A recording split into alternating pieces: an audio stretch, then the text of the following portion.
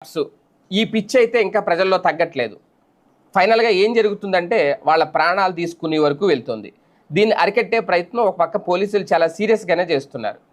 అయినా సరే ఒక రకంగా వీళ్ళని సైబర్ నేరగాళ్ళు అనడానికి కూడా లేదు. వీళ్ళు డైరెక్ట్‌గా నేరగాళ్ళే.